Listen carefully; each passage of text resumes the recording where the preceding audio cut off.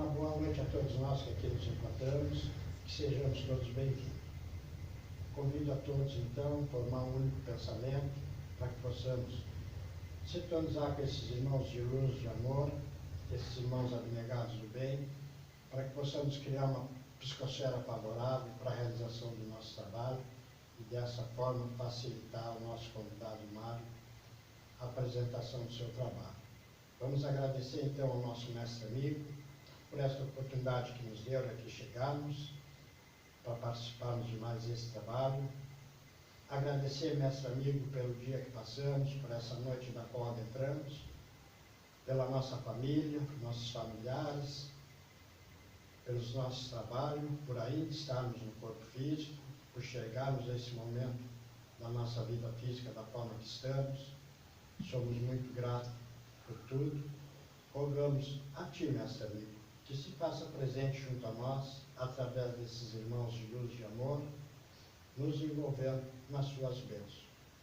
Com essa simples prece, nós damos por aberto a primeira parte do nosso trabalho, passando a palavra ao nosso amigo Mário, que é o responsável pelo tema de hoje. Que assim seja. Obrigado. Boa noite.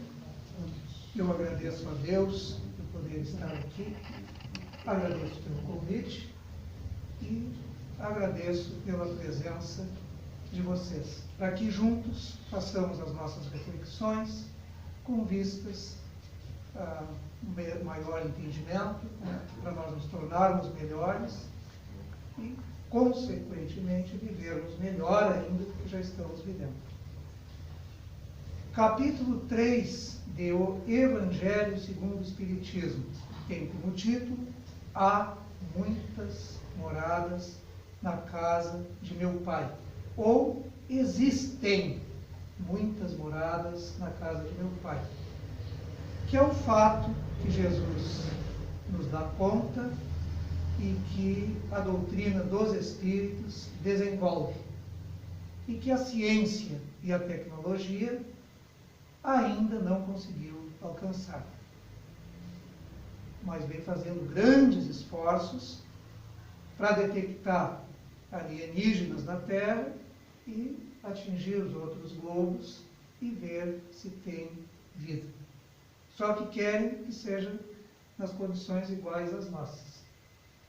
E isso não estão encontrando, embora existam mundos assim.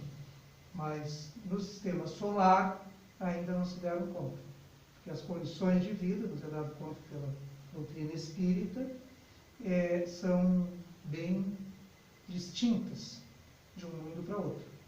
Até tem uma comparação, que quem não tivesse penetrado na água não poderia entender que existam peixes na água, né? Porque nós não conseguimos sobreviver naquele meio, que está aí junto de nós, quanto mais no meio dos outros planetas.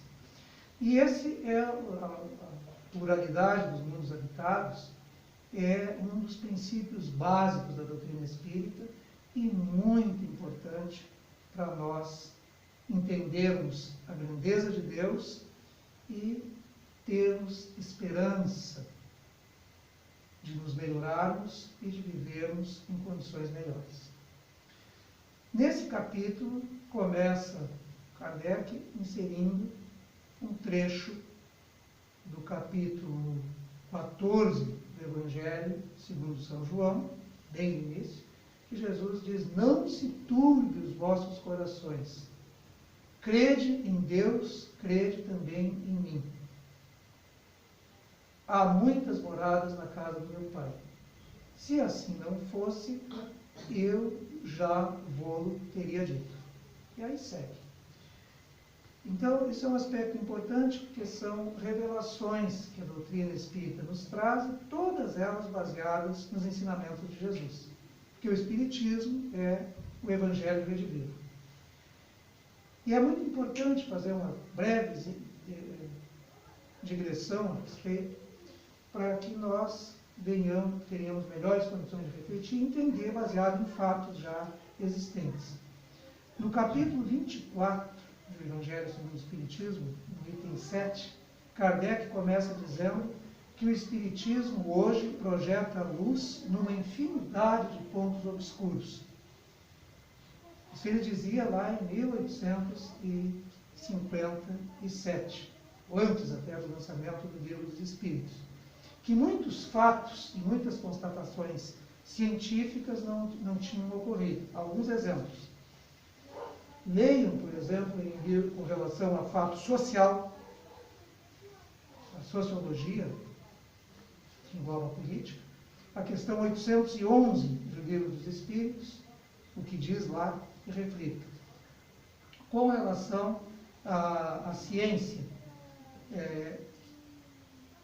a questão para poder haver doação de órgãos, tem que ter a morte do corpo, mas o coração não pode ter parado. E aí foi uma luta dos médicos na metade do século passado, quando começou a se desenvolver a tecnologia do transplante, questão de ética médica, para diagnosticarem a morte sem que o coração tivesse parado. Foram 10 anos de pesquisa de muitos médicos, para, na década dos anos 1950, chegarem a uma conclusão. Lá no Livro dos Espíritos, na questão 69, nos dá conta que o coração não é o único órgão que parando, decreta a morte. E tanto é verdade que depois, lá na questão 156, diz que a gente já pode ter desencarnado e o corpo ainda apresentar vida orgânica. E o espírito já ter se desprendido. Fato comprovado que ocorre. E assim muitas outras coisas. Então, para nós levarmos a sério esse ensinamento de Cristo, desenvolvido pela doutrina espírita, da pluralidade dos mundos habitados. Então, depois do trecho do Evangelho, Kardec começa dizendo que o universo que Jesus se refere, que a casa do Pai que Jesus se refere é o universo. E as moradas são os diferentes globos que estão em movimento no universo. Desses globos, tem 2 tipos, que mais adiante eu vou falar para vocês, em que não tem espíritos encarnados, apenas espíritos desencarnados. E a maioria dos outros, como é o caso da Terra, tem espíritos desencarnados também, mas tem nós, que somos espíritos encarnados. Tá? E também com relação à questão evolutiva, tem um aspecto muito importante que eu quero contar para vocês. Depois dessa consideração, que está no contexto desse capítulo, que é diferentes estados da alma na erraticidade, a alma é a nossa essência, o espírito. Qualquer alma é a essência, aquilo que dá sustentação. Até por analogia, se fala em outras circunstâncias que é a alma de alguma coisa, aquilo que é essencial. Então, nós somos essencialmente a alma, os espíritos. Então, diferentes estados deveria ser do espírito na erraticidade. Erraticidade é a nossa condição de espíritos desencarnado, aguardando a reencarnação. Então, é nós no plano espiritual, que nesse momento são outros espíritos e que seremos nós, e que já fomos, e que seremos, mas que demora a ser, né? Nós temos que agradecer a Deus, como fez o Roberto na prece, por ainda estarmos encarnados. Mas a morte do corpo é certa, assim como a continuidade da vida espiritual também é certa. Então, nos fala dos diferentes estados da alma na erraticidade. E nos fala, então, que, vivendo no mesmo ambiente, uns vivem em condições favoráveis e outros em condição de sofrimento. Tá? E até me fez lembrar, refletindo a esse respeito, o que é um hospital, né? Nós que não somos profissionais da saúde, estou falando para quem não é, se tem profissional da saúde aí, mas também é suscetível de hospitalização. Nós não queremos ir para o hospital e quando vamos, estamos loucos para sair, não é verdade? Embora seja uma grande coisa conseguir vaga no hospital também, né? Pelas poucas vagas. E a gente deve lutar pela vida, pela saúde, para viver em melhores condições. Mas a gente não está contente lá. Enquanto os profissionais que trabalham tem que estar contente, porque a gente tem que estar feliz no nosso ambiente de trabalho, gostar do que faz. Assim como o bom carteiro é aquele que gosta de selo, qualquer profissional é bom naquilo que gosta de ser, de selo.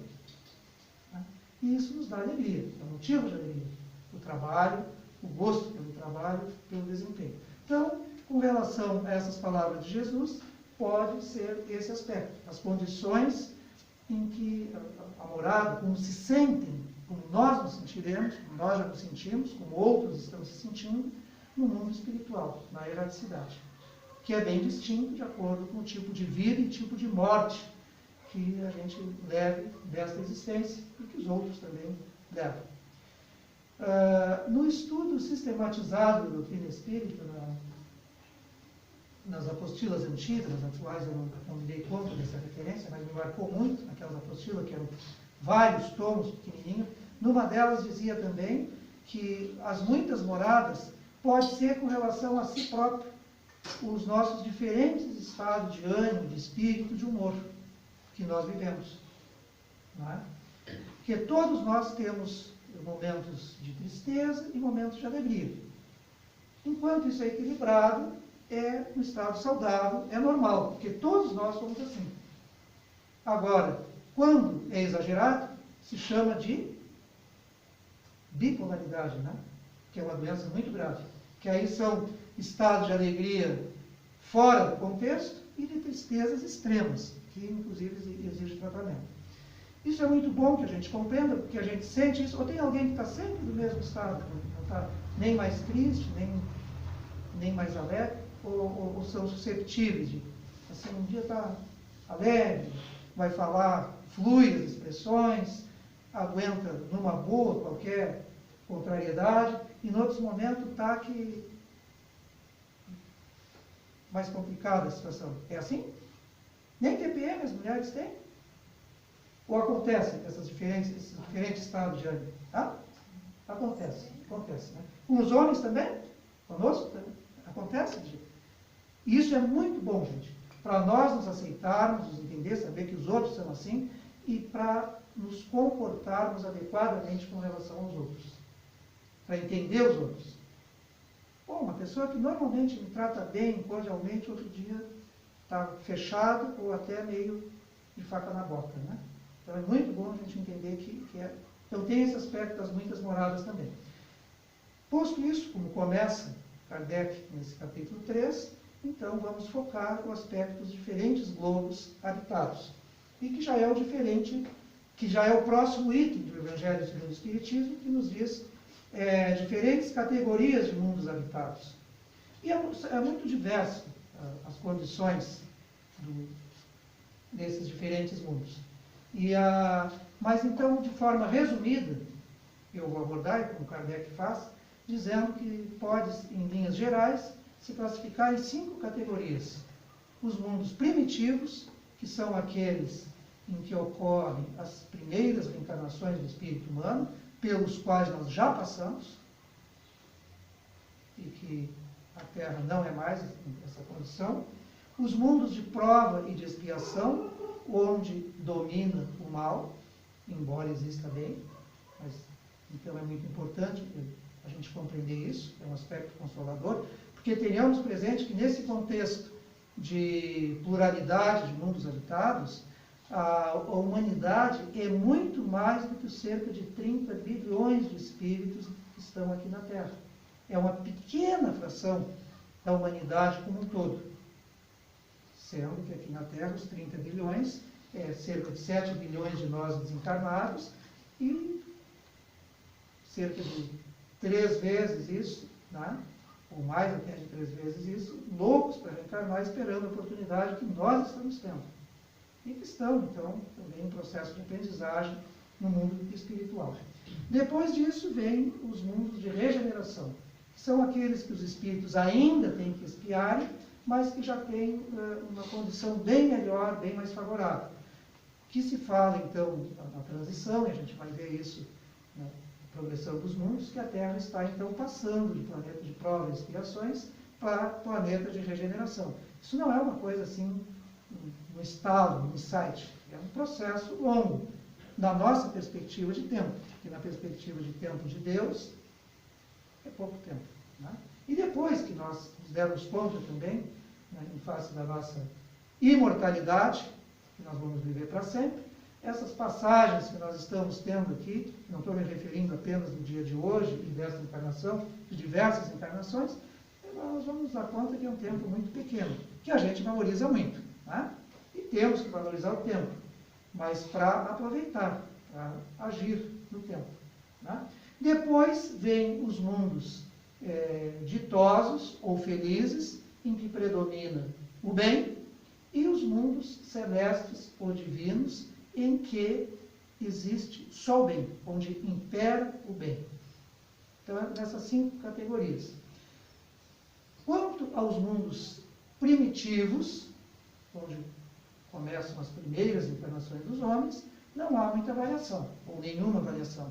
E quanto aos mundos celestes ou divinos, também não há variação, onde habitam os espíritos puros, aqueles que não precisam mais reencarnar. Então já veio um sprint de uma condição de mundo em que não vivem espíritos encarnados.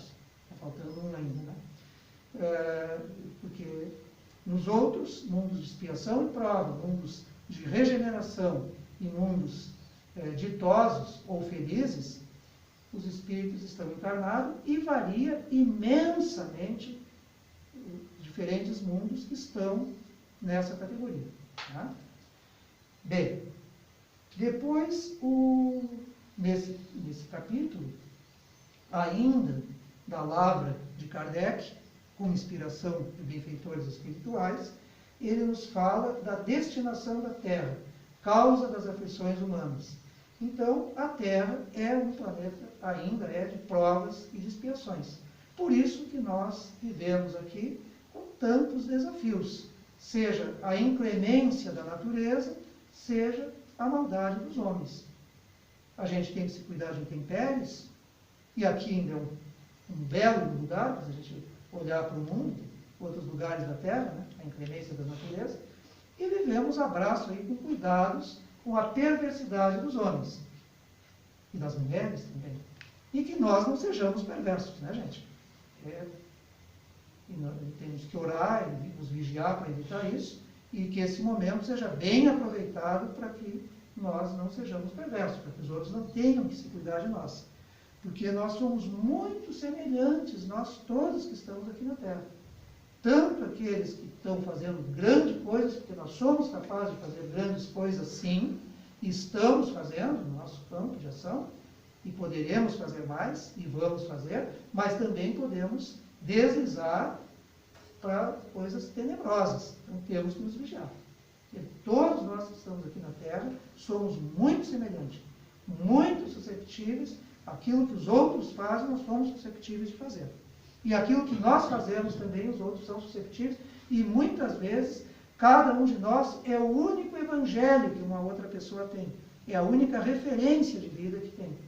Então, se até a fulana de tal ou fulano de tal faz tal coisa, eu vou fazer. Só que às vezes vai e faz muito mais. Faz muito mais. Então, a gente é referência, gente. Uma tão grande multidão de testemunhas nos observa, como diz Paulo numa das suas epístolas. Né? Então, mas eu considero muito consolador, para mim é muito gratificante, é um dos aspectos consoladores da doutrina espírita, é saber essa condição da Terra como planeta de provas e expiações. E existem mundos melhores. E eu estou aqui, não é por castigo, é porque aqui que me convém. Eu não me adaptaria em outro lugar. Nem inferior e muito menos superior. A gente que é pobre, a gente conviver com rico, é ruim que dá nojo. A conversa deles não tem nada a ver com as nossas experiências. Eu já tive experiência desse tipo, não sei se alguém mais já teve e concorda comigo. Né? Então, isso um tópico pequeno, assim. Então, falando no geral, então nós estamos aqui na Terra porque aqui é o lugar que nós merecemos, que nós nos adequamos e que é o melhor lugar para nós estarmos. E com a nossa família, todos os aspectos também. É assim. E que nós nos convençamos disso Nunca nos deixamos e sejamos gratos. Bom, depois das instruções dos espíritos, que não é mais da lábia do Kardec, benfeitores espirituais, como Agostinho, Santo Agostinho, que dão mensagens, nos vai falar aqui de mundos inferiores e mundos superiores. Então, essa questão é relativa, é comparativa, um mundo com relação ao outro. Tá? Então, com relação à Terra, existem mundos mais atrasados que a Terra, gente. É verdade. Mas existem mundos muito mais adiantados nos dois aspectos que nós nos desenvolvemos, que é no intelectual e no moral. E nós vamos chegar lá. Como muitos que já passaram aqui pela Terra, já estão reencarnados em mundos mais evoluídos e, quiçá, em mundos divinos, em que o espírito não precisa mais reencarnar. E aí nos fala das condições de vida que os espíritos vivem nesses locais. Então, até também no capítulo 4 do Evangelho segundo o Espiritismo, nos fala dos limites da encarnação. Que nós, por exemplo, aqui na Terra, nós estamos limitados a viver na Terra. E muito no nosso recanto, né, no nosso rincão. E para viajar, às custas de dinheiro, de meio de transporte e tudo mais. Nos mundos mais adiantados, nós não vamos precisar disso. No próprio ambiente, nós vamos volitar, né, nos deslocar com muito maior agilidade, e podemos deslocar de um mundo para o outro, com muito maior facilidade. Porque quem pode mais, pode menos. Quem pode viver num mundo mais desenvolvido, vive num mundo, pode se deslocar nos mundos mais atrasados. E, inclusive, gente, já aproveito antes que possa esgotar o tempo regulamentar, para falar em outro tipo de mundo em que vivem só espíritos desencarnados, que são os mundos de transição. E que está lá no capítulo 6 da segunda parte do Evangelho segundo o Espiritismo, e que nos dá conta que são mundos em que os espíritos passam para se habilitarem, adquirirem credenciais para poder reencarnar no mundo para onde estão emigrando, de outro mundo para a Terra. Assim como existe possibilidade de virem para a Terra espíritos de planetas mais evoluídos em missão, ou que lá eles iriam perturbar, então vem para a Terra, o caso dos exilados da Capela, por exemplo. Tá? E também tem espíritos que vêm de mundos mais atrasados para a Terra. E aí eles têm que sofrer um processo de adaptação para poderem viver aqui e não causarem perturbações maiores ainda do que aquelas que já existem. E possivelmente, gente, este mundo seja a Lua, em que é estéril o Sol da Lua, porque não tendo corpo, não tendo matéria, não precisa produção. Né? Então, e a gente vendo, nos é dado conta, no Livro dos Espíritos, que do sistema solar, Júpiter é um dos planetas mais evoluídos. Tá? Bom, o solo não tem solo, é gasoso, é um globo gasoso, muito maior que a Terra e tal, e já foi pesquisado, tem mais de 20 e tantos satélites. Quando eu estudei física, eu tinha esse número preciso, e estão descobrindo mais daqui da Terra.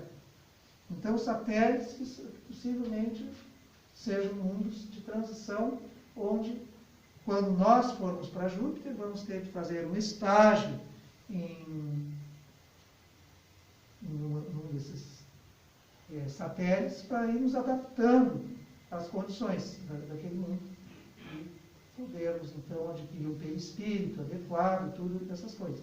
Agora, os espíritos evoluídos, como está na questão 187 do Livro dos Espíritos, mudam de perispírito com a rapidez do relâmpago, para se adaptarem aos mundos mais atrasados.